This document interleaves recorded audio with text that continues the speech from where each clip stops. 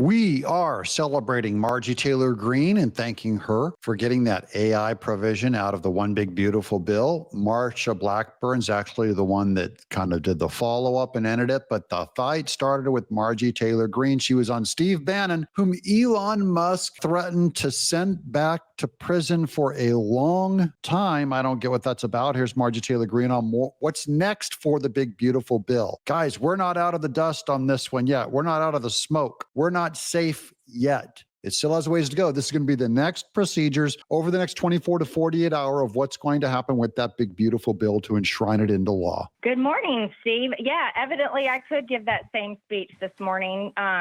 It's outrageous that that's the case, and you would have thought that we would have totally turned a corner from that horrific moment in time.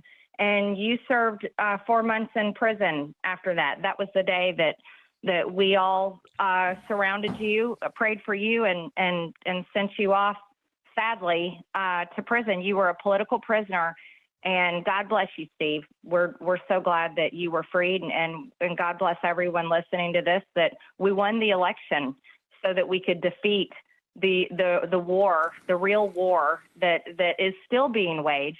But we won a big victory in November. But the war's not over. I just want to thank Marsha Blackburn, Senator Marsha Blackburn. She did an incredible job. She has not had any sleep yet. She stayed up all night long fighting to get the AI moratorium out, and I'm really grateful for her fight. I was engaged with her on the phone all day yesterday and the early morning hours of today on this issue. I had told the White House I couldn't vote for it. There's no way, because we get to vote again. Everybody needs to understand that. It comes back to the House and we get to vote again. There's no way I can destroy state rights, and there's no way I can let AI have free reign and the potential destruction that it could have for 10 years without states being able to protect themselves and the people that live there and their jobs and their children. And it was too big of an issue to get me to a yes on, and I'm just thrilled. And 99-1, that does show. Wait, 99-1. That means almost every Democrat came over to vote for it with the Republicans to vote the AI protection out of the Big Beautiful Bill. 99-1. What can you get Democrats and Republicans to agree on? But this asks an even bigger question. If it's that unpopular, who snuck that into the bill? Something that is 99% unpopular with all of the voters in the Senate. Who put that thing in there? Was it Ted Cruz? Show you that there's some voices in the president's ear that are not telling him the truth. And you know what? You know who they're serving? They're serving these donors, these big, rich donors that have their very special interests in mind, that came around during this last election cycle, Steve, because they knew Trump was going to win. Oh, that's Elon Musk. You know, Elon Musk waited until after Trump was shot in the ear before he came out and endorsed him. So that was Elon Musk. And I've quoted these guys. I love them on my show. I'm going to continue to do shows on them because they're an important part of American culture, of right-wing culture. They're important about tech and the future of America. But it's David Sachs. It's all of those guys, Altman and all of the AI guys. The big tech bros suddenly joined MAGA, and they're new to conservatism. I'm only saying some of us have been lifers. I have never once in my life ever put an X next to a Democrat. So some people like Tulsi Gabbard, they were just Democrats in the last election. They were voting for Biden in the last election, election in 2020. They're new. Some people even voted for Hillary against Trump. Some of these people voted for Obama twice. I've never, ever voted for a Democrat. So you guys can trust me. I'm not iffy on this stuff. I'm hardcore down the center. I know what MAGA is. I know what a conservative is. I know what a Republican is. Trump won with the people. He didn't need these donors, and he doesn't need them now. And we need to continue to stay focused on this. He doesn't need the neocons are all around him, pretending to support him. He doesn't need the neocons. He defeated the neocons. He doesn't need the deep state. The deep state is surrounding President Trump now, pretending to support him. He doesn't need the deep state. He has the people.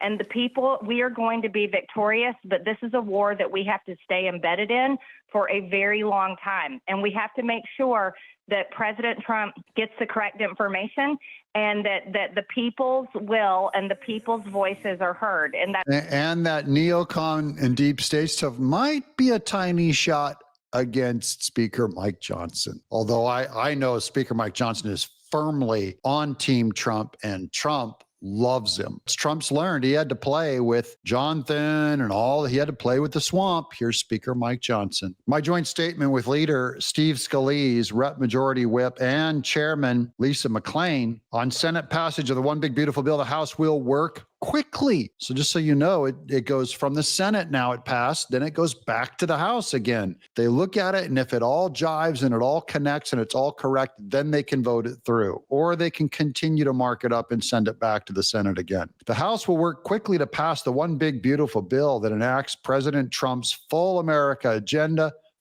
First agenda on the 4th of July. The American people gave us a clear mandate, and after 4 years of Democrat failure, we intend to deliver without delay. Republicans were elected to do exactly what this bill achieves: secure the border, make tax cuts permanent, unleash American energy dominance, restore peace through strength, cut wasteful spending, and return the government that puts America first. This bill is President Trump's agenda, and we are making it law. House Republicans are ready to finish the job and put the One Big Beautiful Bill on President Trump's desk in time for Independence Day. This will be the first major law under Trump's presidency. And then we're going to go down here a little bit because I love this thing. Here's a guy who says, we hate the bill. Tax cuts don't matter if Congress keeps spending. Inflation is just another tax. Here's get things done, no fooling around. We voted for Trump and provided House and Senate with a majority. There's another guy that said, you need to step down, Speaker Mike Johnson. Impeach Mike Johnson, they said about him. Here's another big win. Look, here's Secretary of State Marco Rubio said USAID officially ceases operations. Dead. That's what I voted for. That corrupt organization is dead. Here's Kristi Noem on illegals that they're kicking out of the country that practiced cannibalism. By thanking our ICE officers and our Border Patrol officers for what they do every day. They are out on the streets, and violence against them has increased over 500%. Thanks to Democrats.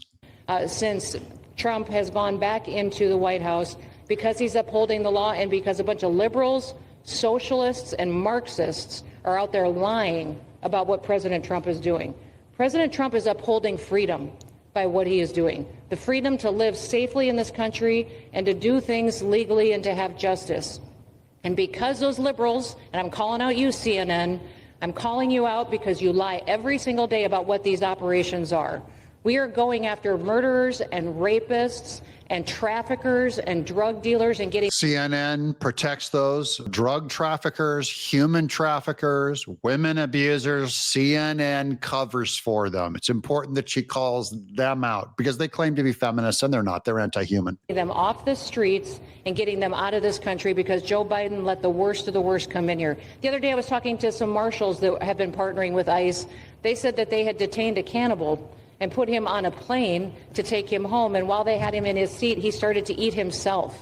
The cannibal ate himself. These are people the Democrats are protecting in our borders. A cannibal. He's such a consistent cannibal. He doesn't just eat other people. He started eating himself. That's who CNN is trying to cover for. Wait, there's more. Here's more on the procedural stuff with Laura Ingraham on what's next. The big, beautiful bill. It's not quite out of the water yet. Who's this? Ari Fleischman. I used to work for Bush on the procedure of what's next for the big, beautiful bill. Now that it's out of the Senate, goes back to the House. And the real immediate problem that Republicans have, and therefore I would say the nation now has, is this bill can get stopped.